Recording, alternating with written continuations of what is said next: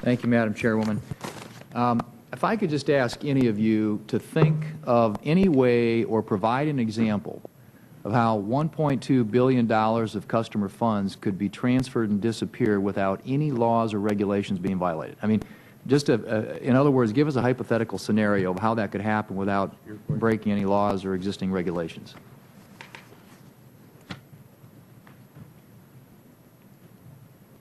Anybody want to take a stab at that? Senator, I think anything that any of us would do on that would potentially be misleading. It would certainly be speculative.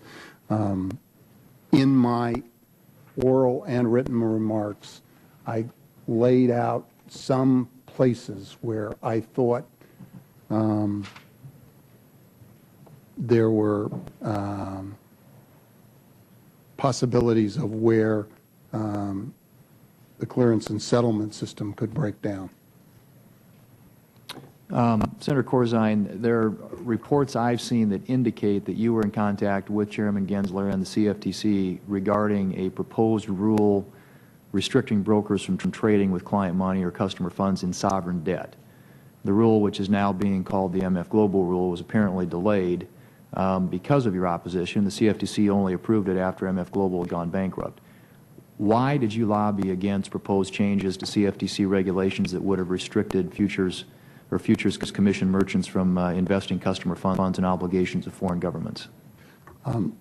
Senator, to my recollection, I didn't speak with Chairman Gensler about the foreign securities aspect, particularly on that conference call on July 20th.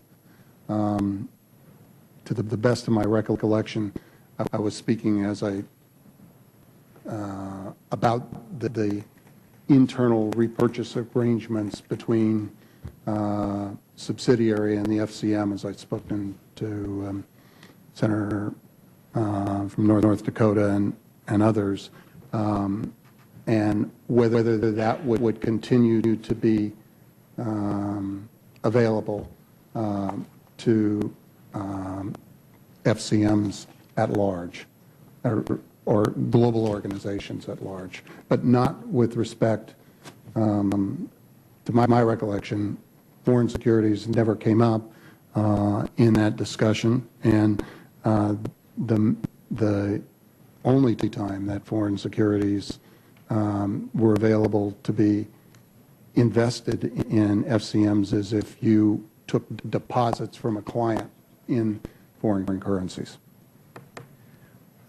You had said, Senator Corzine, during the House hearing that you didn't intend to break any regulations. What did you mean by that? I'll say I tried to clarify that in my opening statement here this morning. I never gave any instructions to misuse customer funds.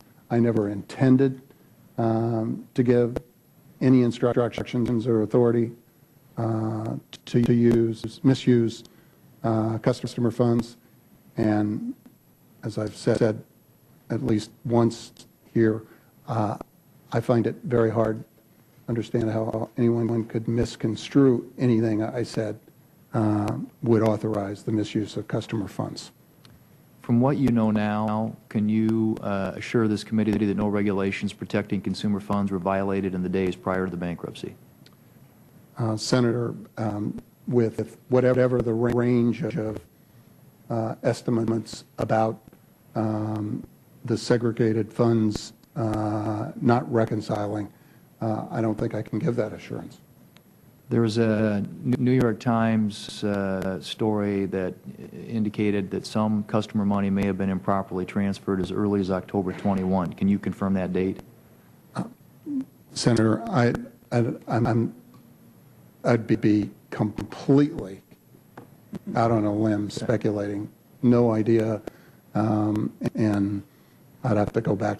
I literally would have to go back through thousands of pages. If you can't confirm the date, I assume then that you wouldn't be able to give us an idea about when MF Global began transferring funds out of the customer account. It would be speculative. I don't have the facts. I do think that the CME has testified that they did 85 or 90% check against the Wednesday, so 26th. Okay. And I think you can, and they suggested, at least in that testimony, with reasonable testing of bank accounts and flows, that we were in excess. But I really think that's a question that the CME should answer. Okay. All three of you have testified that, to the best of your recollection, none of you gave any instructions to anyone at MF Global to transfer funds from segregated accounts, yet it happened. Prior to October of this year, whether to cover margin calls or for any other reason, had there been any other incidents of improper or unauthorized funds transfers at MF Global, or is this the first time any of you are aware of anything like this happening? Senator, from my standpoint, if there had ever been anything like we found out on the evening of October 30th, or if there had been, wouldn't have had to rise to the level, the dimension on that evening, I think any of us would have been notified. If we hadn't, then